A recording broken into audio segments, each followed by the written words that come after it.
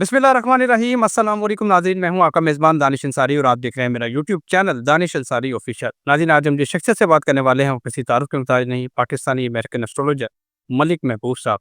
अस्सलाम वालेकुम सर, कैसे हैं आप? जी, वालेकुम सलाम, अल्लाह का करम। आप बताएँ कैसे हैं सर? अल्हम्दुलिल्लाह, अल्हम्दुलिल्लाह। नाज़रीन, इंडिया और पाकिस्तान के दरमियान एक बार फिर कशीदगी शुरू होती दिखाई दे रही है। इंडिया ने ऑपरेशन शील्ड के नाम से एक और फौजी मश्क जो है वो अपने मुल्क में शुरू कर दी है, जिसमें सिविल डिफेंस मश्क भी शामिल है। जबकि अफ़गानिस्तान की तरफ से भी पाकिस्तान में फायरिंग की गई, पाकिस्तान के सिपाहियों को निशाना बनाया गया, जिसमें 3 या 4 सिपाही शहीद हो चुके हैं, जो अब तक की इत्तलात हैं। जिसके जवाब में जब पाकिस्तान की तरफ से काउंटर अटैक किया गया, तो उसमें काफ़ी सारी जो अस्करी अफ़राद थे, वो भी हलाक हो गए। इसके अलावा आज की जो ताज़ा तरीन अपडेट है, वो ये है कि अस्करियत पसंदों ने बलूचिस्तान के इलाके सोराब में हमला किया और वहाँ के डिप्टी कमिश्नर को शहीद कर दिया। इसके अलावा पाकिस्तान आर्मी के 2 सिपाही भी इसमें शहीद हो गए और 3 गवर्नमेंट के अदारे जो हैं, उनको नज़र आतिश कर दिया गया।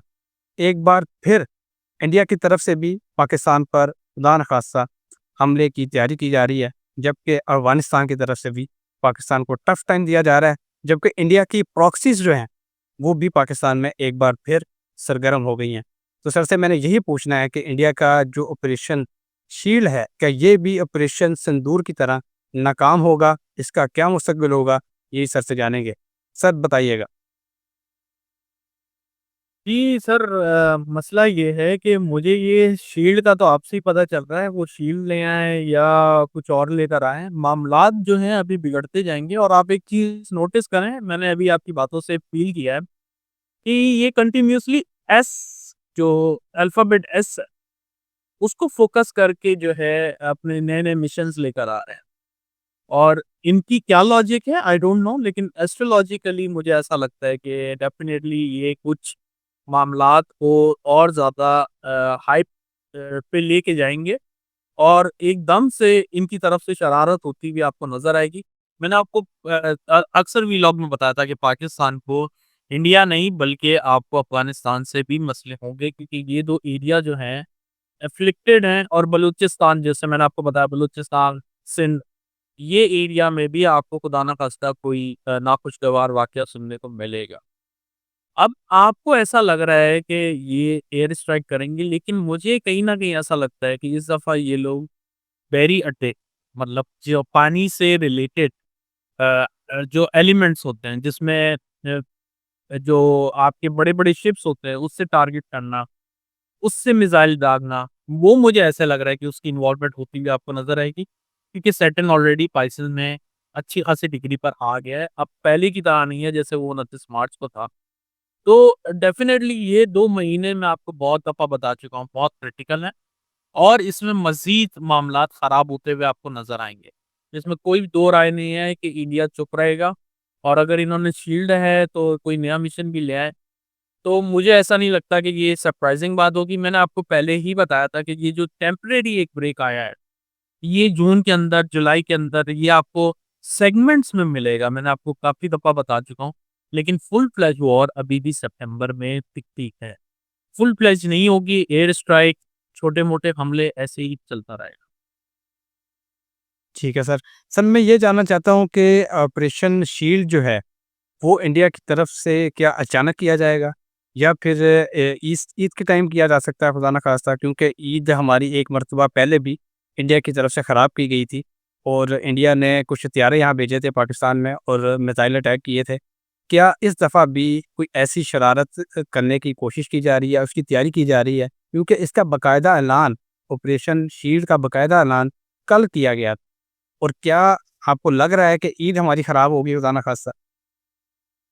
सर मेरी तो दुआ है ईद खराब ना हो, लेकिन मुझे ऐसा सिर्फ़ ईद को फ़ोकस करके मैं नहीं बैठा हूँ। मुझे ये पूरे 2 महीने क्रिटिकल लगते हैं। अगर आप डेट्स का पूछना चाह रहे हैं, तो आप यहाँ से अंदाज़ा लगाएँ, 2 से लेके जो 7 तारीख है, ये एक सेगमेंट है, फिर 9 से लेके 15 तारीख, ये जो डेट्स हैं, ये क्रिटिकल डेट्स में से एक हो सकती हैं, अल्लाह करे ऐसा ना हो।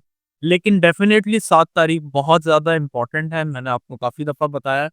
क्योंकि मार्स जो है नेक्स्ट साइन में ट्रांजिट करेगा, जो लियो का साइन है, और लियो में ऑलरेडी केतु ट्रांजिट कर चुका हुआ। तो ये इस लिहाज से ये 7 तारीख थोड़ी इम्पोर्टेंट है। अदरवाइज़ मुझे जैसे मैंने आपको बताया 2 तारीख से लेके 7 तारीख तक खतरा अभी है और खतरा टला नहीं है। अल्लाह ना करे ऐसा कुछ भी हो, लेकिन अगर इस दफ़ा होगा तो ये पहले से ज़्यादा खतरनाक होगा जो मई में हुआ। क्योंकि अब जो प्लैनेटरी पोज़ीशन है वो ज़्यादा डिफ़िकल्टी की तरफ जा रही है। नो डाउट मार्स जो है अपने एफिलिएटेड हाउस से नेक्स्ट हाउस में ट्रांज़िट कर गया है। लेकिन वो हाउस इसको और जो है पावर देता है। मतलब पावर से मुराद ये है कि इसको और फ्रीडम देगा, और किसी तरीके से पावर देगा कि अगर खुदा ना खास्ता 10% हमला हो रहा है तो वो 50% मज़ीद उसमें ऐड ऑन करेगा। आप मेरी बात समझ रहे हैं? क्योंकि वो जो साइन है वो एक आतिश वाला साइन है, सन का साइन है। और सन एक यूँ कह सकते हैं कि ऑलरेडी जैसे वो बोलते हैं ना कि ऐसे मामलात को ट्रिगर करता है, जो मामलात दबे हुए होते हैं। तो सन में ये मार्स कंफर्टेबल होता है, और मार्स जो है अपना मतलब बहुत ज़्यादा असर आपको नेगेटिव वे में देगा, क्योंकि वो केतु के साथ। अगर मार्स नॉर्मली ट्रांज़िट कर रहा होता सन के हाउस से, it was a good I mean good place to transit. लेकिन जैसे ही वो केतु के साथ जब आगे चल के आएगा, तो अभी तो आपको ये 2 मामले दिख रहे हैं, लेकिन मुझे एस्ट्रोलॉजिकली ये 2 मामले नहीं दिख, मुझे ऐसा लगता है ये मज़ीद बहुत चीज़ें अनफोल्ड होने वाली हैं 2-4 दिनों के अंदर। ठीक है सर। सर हमने देखा कि इंडिया को ऑपरेशन सिंदूर के बाद इंटरनेशनल लेवल पे भी और पाकिस्तान के हवाले से भी जिस हज़ीमत, जिस शिकस्त और जिस ज़िल्लत का सामना करना पड़ा, वो उसको तारीख़ में लिखा जाएगा। और अब ऐसा हुआ है कि बीजेपी के यानी कि जो उनकी हुक्मरान पार्टी है, उसके एक बड़े सीनियर रहनुमा हैं, पार्लियामेंट के मेंबर भी हैं। उन्होंने आज ये इतराफ़ किया है कि पाकिस्तान ने हमारे 5 तैयारे गिराए, जिनमें से 3 राफ़ेल भी शामिल थे। उनका इस चीज़ का एतराफ़ करना इंडिया के लिए बड़ा एम्बैरेसिंग है। इसके अलावा जो एक पाकिस्तान की बड़ी दुश्मन-ए-ख़सूम समझी जाती हैं, बड़ी फ़ेमस स्कॉलर हैं अमेरिका की, उनका मैं नाम और उनकी तस्वीर स्क्रीन पर मेंशन कर देता हूँ। उन्होंने भी एतराफ़ किया है कि इंडिया को शिकस्त हुई पाकिस्तान से, यानी कि पाकिस्तान के दुश्मन भी इस बात का एतराफ़ कर रहे हैं। और इंडिया के जो वज़ीर ख़ारिजा हैं, वो आज कोलंबिया के दौरे पे थे, और इस दौरे के दौरान ही वहाँ के एक सीनियर सफ़ारतकार ने पाकिस्तान को सपोर्ट करके लाइव इंडिया के लिए जो मैसेज दिया, वो बहुत बुरा था इंडिया के लिए, क्योंकि वहाँ पे उनके वज़ीर ख़ारिजा मौजूद थे। तो सर इंडिया के ज़ायचा, पाकिस्तान का ज़ायचा भी आपने देख रखा है, इंडिया का भी देख रखा है।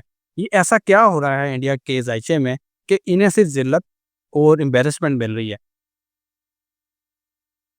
एक्चुअली में अगर आप पूछेंगे तो इंडिया का ज़ायचा इटसेल्फ इतना डैमेज नहीं है जितना नरेंद्र मोदी का है, और ये 2 महीने इसके लिए काफ़ी टफ रहने वाले हैं। उसकी वजह ये है कि उनका जो ट्रांज़िट है मार्स का, वो अच्छे हाउस से नहीं होगा।